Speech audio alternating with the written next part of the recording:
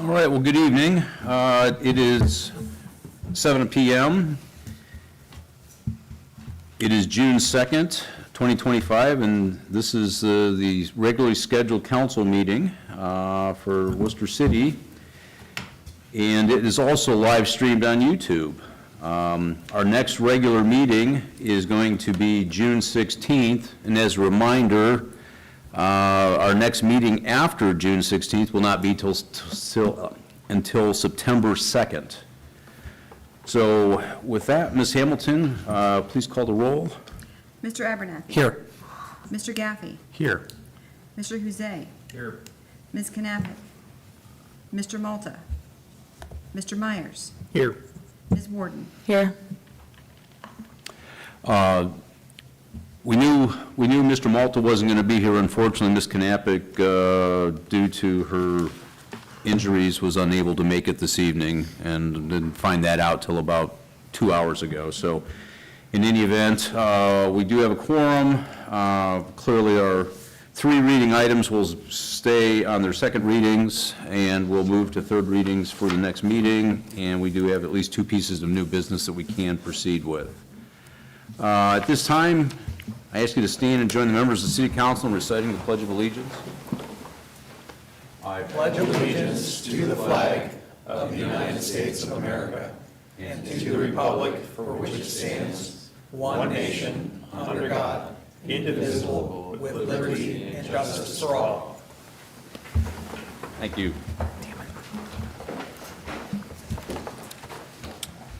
Do I have a motion to approve the minutes from the May 19th meeting? So moved. So moved by Mr. Huzay. Second. Second by Mr. Abernathy. All in favor signify by saying aye. Aye. Any opposed? Okay. Mr. Mayor, good evening. Good evening, Mr. President. Enlighten us. I will try. But, you know, it's such an enlightened group already, it's a pretty high bar, so I'll do what I can. Well, thank you. Since our last meeting, school's out, and although summer isn't officially here yet, for the first time, maybe today, it feels like it's here. Freelander Pool is open after some delays. Open being a technical term, I'm not sure how many days they've actually been in operation because of the weather, but that's soon to start. And those of you with children or grandchildren, you know, we've got the full activity going of t-ball, softball, baseball, with swim meets soon to follow. I wanted to make a note that the summer music season is also underway, and remind everyone that Main Street is running events down in the square all Thursday, Friday, and Saturday nights from now through, I think, September or mid-October. Also, the Art Center is sponsoring free concert series on their lawn with the next event on June 11th. And our farmers market, if I didn't mention that last time, is now up and going. So lots of things to do downtown. Just a few items since we last met on May 21st. I attended a meet and eat lunch event with the Wayne Economic Development Council staff.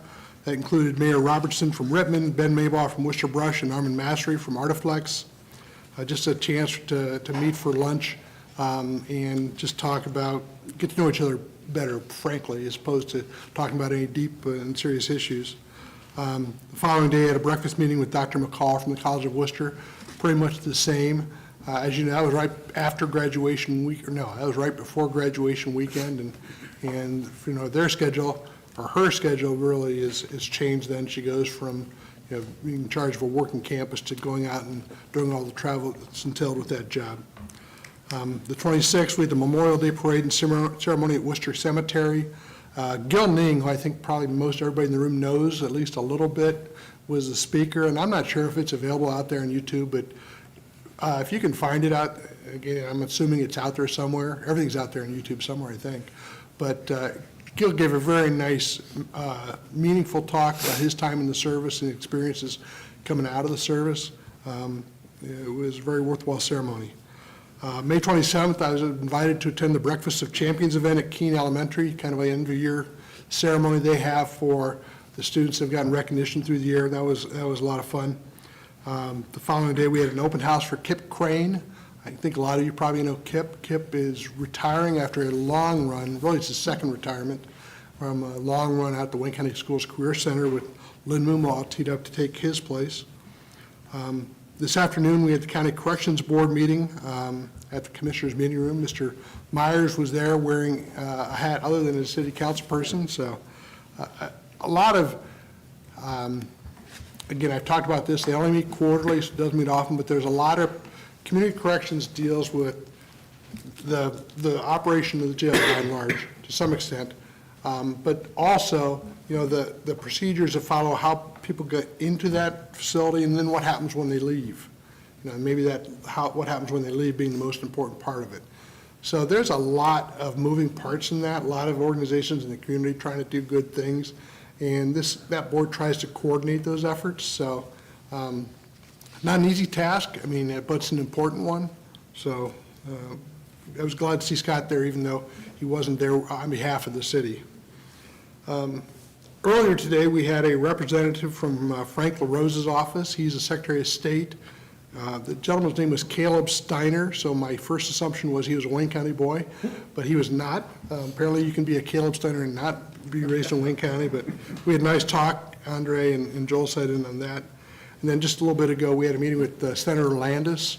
Mr. Jose was part of that as well, and as always, we have our, you know, he represents 4 or 5 counties, or at least parts of 4 or 5 counties, and all of Wayne County, and he tries to, it's like children where you try to show them all equal love, and he tries to do that, and we have our hands out all the time saying, but don't you love us the most?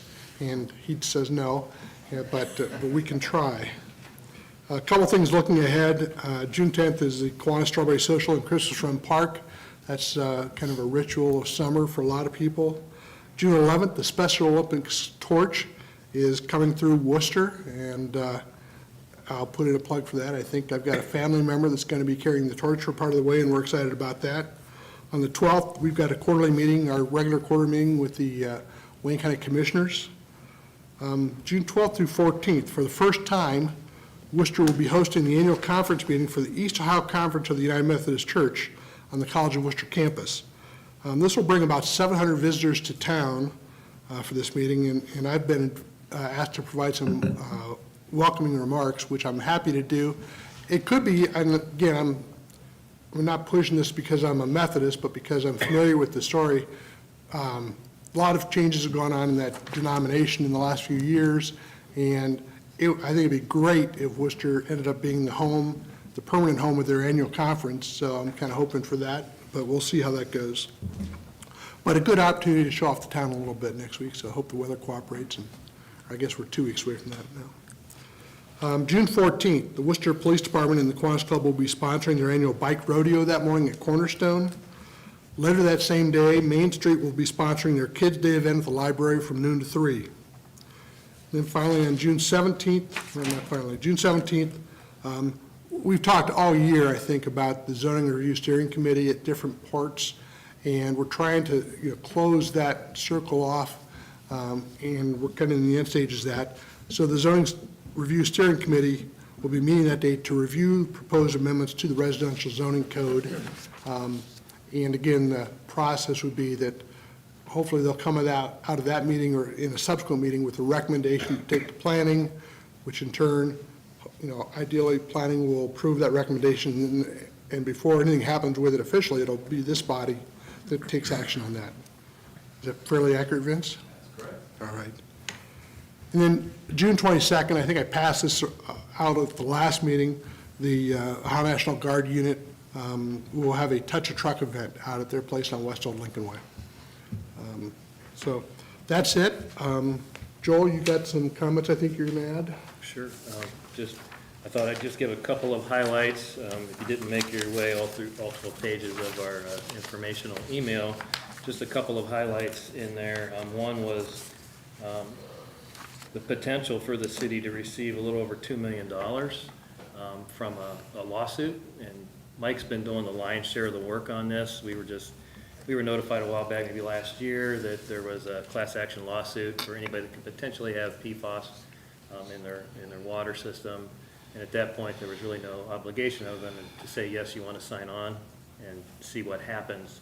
So we got notice, at least initially, that we potentially could get a little over $2 million, about 65% of that this year, and then the rest over the next 7 to 8 years. But we're still waiting, so if we do get a check, we'll be coming to council to authorize acceptance and to use that money for projects down at the water plant. That could potentially pay for almost our next 2 wells, that we already had planned anyway. So that would be nice if it comes through. But lots of stuff are changing at the federal level, so we're still watching that to see what happens. But just wanted to point that out. And if anybody was wondering, the AFFF settlement, initially, the big piece of that was the aqueous film forming foam. It was because a big source of PFAS was in firefighting foam. We don't have any, we haven't for many, many years, but it covers anything that could be into. Just in case you were wondering. A little bit smaller scale, Kevin White did apply for a $20,000 grant for wrapping of our transit vehicles, and we were awarded that, so we're starting that. We got our proposals in. We reviewed those a couple of times with ODOT, and with ODOT's help, we've tentatively, reached out to award that. Assuming we get all the paperwork back, we could potentially be operating our new system on August 1st. That's the goal right now. So that's all good news. Kevin's been doing an awesome job.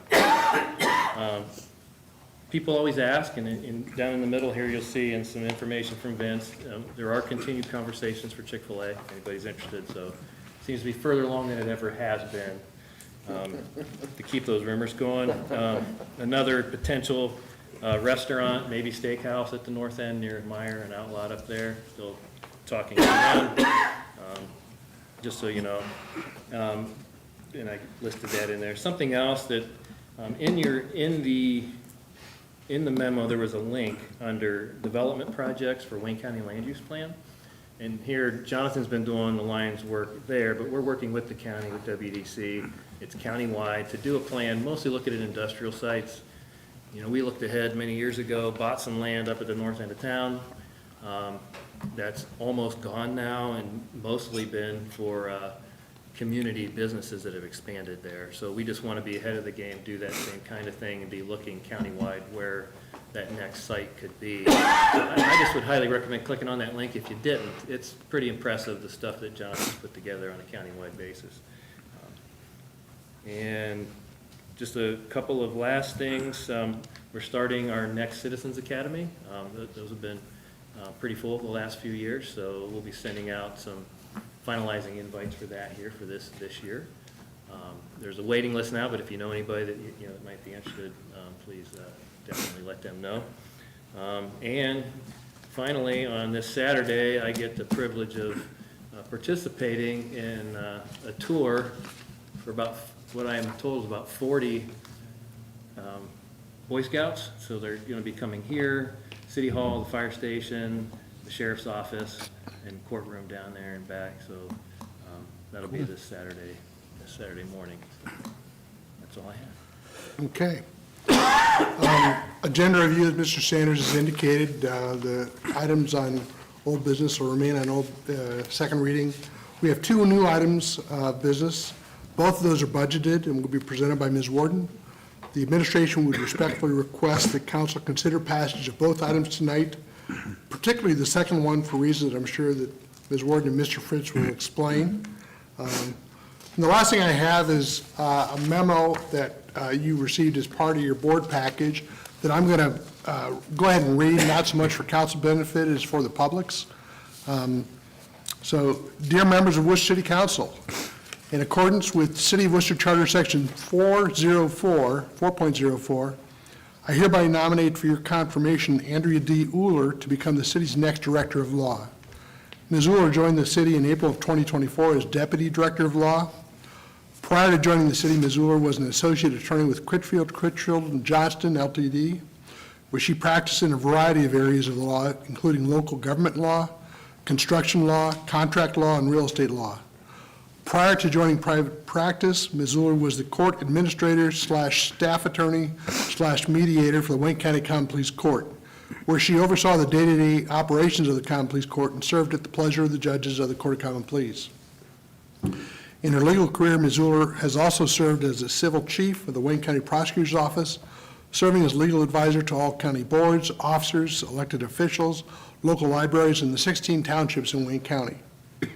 Ms. Uller has been a practicing attorney in Wayne County for over 12 years and has represented clients, including political subdivisions, in a wide array of legal matters. Hired in April of 2024 as a deputy law director, Ms. Uller is presently serving in the capacity of acting director of law for the city. With your confirmation, Ms. Uller will immediately commence her duties as director of law. Respectfully submitted. Mr. President? All right, thank you. So with that, we don't need a motion on this, but we do need a voice vote to approve the appointment of our new law director. So all those in favor signify by saying aye. President, but this, I would like to welcome you, well, assuming we all vote yes. You want to hold that? But I want to please remind you that you're also our law director, not just the city administration's director of law. So we look forward to working with you as well. Thank you. All right. With that, all in favor signify by saying aye. Aye. Any opposed? Okay. Welcome aboard, a second time. Thank you very much. I'm excited for the opportunity, and I look forward to continuing to serve the city and being a member of the team here for everyone, so. And you'll need a new nameplate. Apparently now it's official, I guess. Yeah. Thank you very much. We had no petitions or communications from the public. We do have a public hearing that will be chaired by Mr. Abernathy. All righty. Well, we'll go ahead and kick that off. So we do have our tax budget for 2026. I'm not even going to begin to touch that myself, so we will let Mr. Doherty go ahead and guide us through the tax budget. Okay, I'd be happy to. Interestingly enough, I looked back, this is my 33rd tax budget. Back in the old days, the state would send us this, literally this booklet, and we'd stick it in a typewriter and perform it. So it's become a little, but this is just basically a requirement of the Ohio Revised Code, section 570528, I believe, needs to be adopted by City Council by July 15th, submitted to the county auditor by July 20th. Essentially, the county budget commission will certify our tax rates, which won't change unless we request a change, which we're not. I developed this budget basically based on what you see in the I start with the 2026 forecast and the 2025 appropriation budget, and I just update some items from there. And the general fund, you'll see there's 2003-4 actuals, what we budgeted for 25, and then what's I'm estimating for 26. And then there's a section for revenues on page 2. Page 3, there's a section for expenditures, and then 2 pages on our special revenue funds where we get tax dollars for police pension, our pension. That'd be 4 and 5, and then all of these special revenue funds are on pages 6 and 7, and that's just for the 2026 year. Another thing that they do show here is on page 8, you'll see a statement of permanent improvements. I grabbed those from, not all, but I just grabbed some of the top priority items from our capital list for 26. And just to touch on a couple, S5 well, there's $1 million budget for that, at the water fund. There's some sewer lines, police vehicles, replacing the Horton vehicle for fire, our final City Hall window protection project, and about $2 million worth of street resurfacing, and a downtown street resurfacing phase 5 project. Of course, those may or may not come to you during the appropriation budget based on priorities, but those are in there as we speak. And the other thing just I would note is we were required to include our amounts of our debt outstanding January 1st, and then the amount of principal and interest required to pay that debt during the year. And that is pretty much it. Very exciting, but that's something that has to be done. All right. Any members of council see anything on there that stuck out? Anything that we want to ask Mr. Doherty about? Hearing none, I'm going to go ahead and conclude the public hearing. All right, thank you very much. That moves us into unfinished business, which at this point, Resolution 2025-39. Ms. Hamilton, if you please read it for us. Resolution number 2025-39, a resolution providing for the annual tax budget for fiscal year beginning January 1st, 2026. Mr. Abernathy, the floor is yours. We're going to avoid some redundancy, seeing as we just discussed that. So we're going to go ahead and leave this on second reading and move to the third and final reading. All right, very good. Next item, ordinance 2025-09. This one's kind of gotten ping-ponged around a little bit. Ms. Warden did it last time. Mr. Huze is going to do it this time, but before that, Ms. Hamilton, please read it for us. Ordinance number 2025-09, an ordinance amending Part 11 zoning of the codified ordinances of the City of Worcester, Ohio, to rezone land to PD, planned development, for property located on the west side of Burbank Road. Mr. Huze, the floor is yours. Thank you, Mr. President. Yeah, we touched base on this at the last meeting. Just an application to rezone 18 acres of land behind Bueller's Milltown for a housing project by Weaver Custom Homes. Planning Commission unanimously approved this recommendation to go from R1, R4 to a PD zone. We can't take any action, but if there's any questions of council, Mr. Marion's here to address those. I thought I saw Mr. Stutzman here, but he does not look like he's here. Okay. All right, well, if no questions, then we'll say this one's had its second reading. We'll move on to the next item, ordinance 2025-10. Ms. Hamilton, please read it for us. Ordinance number 2025-10, an ordinance approving an application for the renewal and expansion of the designated outdoor refreshment area in the City of Worcester, Ohio. Mr. Huze, the floor is yours. Thank you, Mr. President. Once again, this is something we can't take any action on. Look at the next meeting. We need to do a 5-year review of our DORA zone.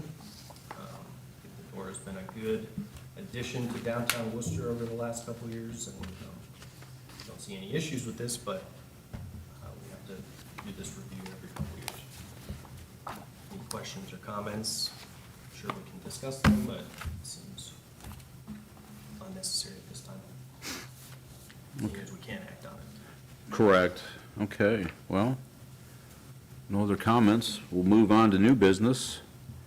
Resolution 2025-42, which is a budgeted item, as the mayor had previously stated, and we'll turn it over to Ms. Warden as soon as Ms. Hamilton reads it for us.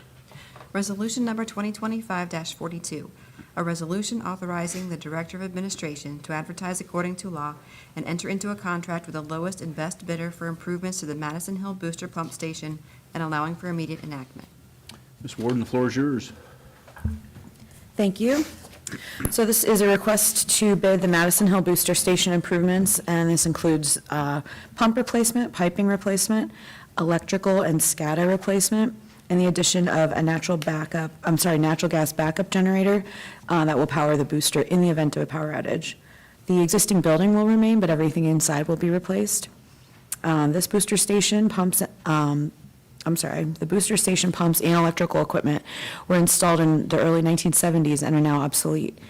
The booster station is the only non-redundant station in the city and continuously supplies the south high-pressure zone with water.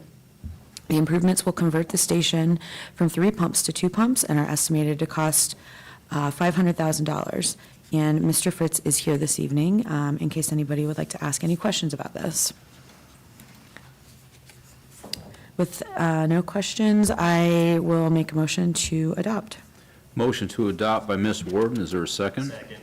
Second by Mr. Huze. Ms. Hamilton, please call the roll on the adoption. Ms. Warden, Yes. Mr. Abernathy, Yes. Mr. Myers, Yes. Mr. Gaffey, Yes. Mr. Huze. Yes. Okay. And our next item and last item will be Resolution 2025-43. Ms. Hamilton, if you'll please read it for us. Resolution number 2025-43, a resolution authorizing the expenditure of additional funds for the purchase of metering equipment and pressure monitoring service for utility infrastructure and allowing for immediate enactment. Ms. Warden, the floor is yours. Thank you again.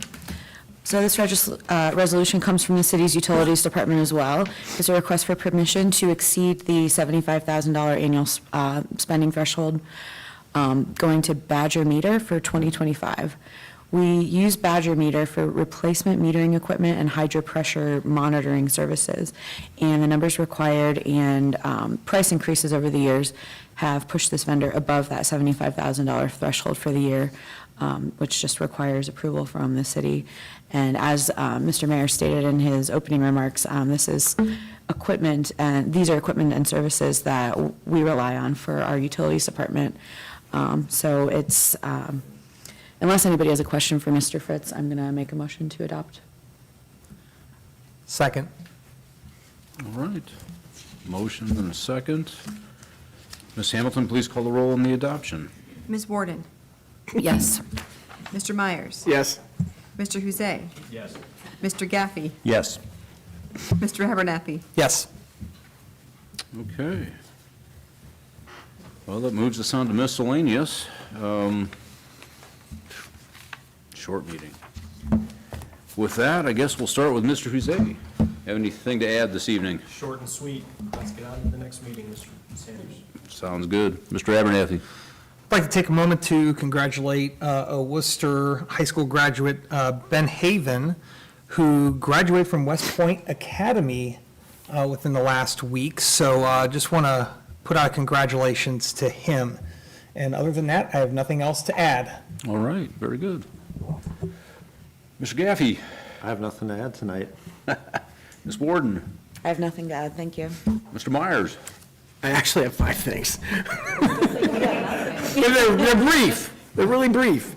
A couple, I've been contacted and I've actually talked to the mayor as well about property damage and not being repaired by the fiber cable companies. And I know our engineering staff is, Brandon and John, they're tired of it. I know, not in the way of not wanting to help people, but just it's been a long process for them. And I know a lot of our residents have unresolved issues. And I want to point out to the public, and I've talked to a number of folks directly, there's a couple of different buckets that these things fall in.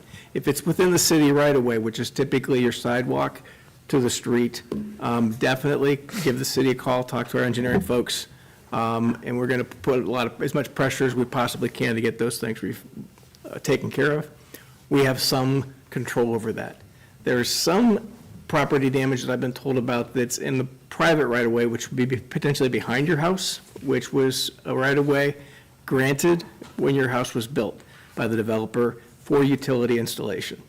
Those kinds of things, the city has less leverage, but we'll try to help when those cases arise. And the third case is when the utility, whichever cable company it might be, may have encroached on your private property. And that's a separate issue, and that where you might want to take the cause straight to them.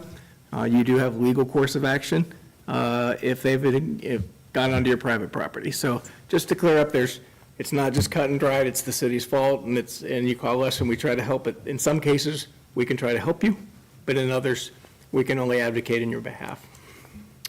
So that was the long one. Ashley's not here, so I won't pick on her, but I did read all 12 pages, Joel, that you sent. I didn't see any update on the Christmas Run pool, but I know that our mayor's, it's a passionate project of his, so I'm sure it's being looked after, but I wouldn't mind hearing how that's coming, because I haven't seen any, dirt moving just yet, so. Kevin White, again, great work on everything he's been doing. I've been in communication with him. I know we're moving towards picking one of our RFP partners.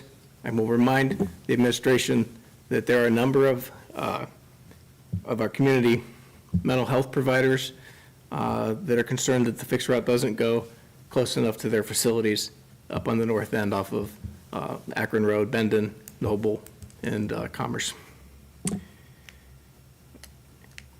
I noticed there was a economic development fund, or what we call bed tax, proposal.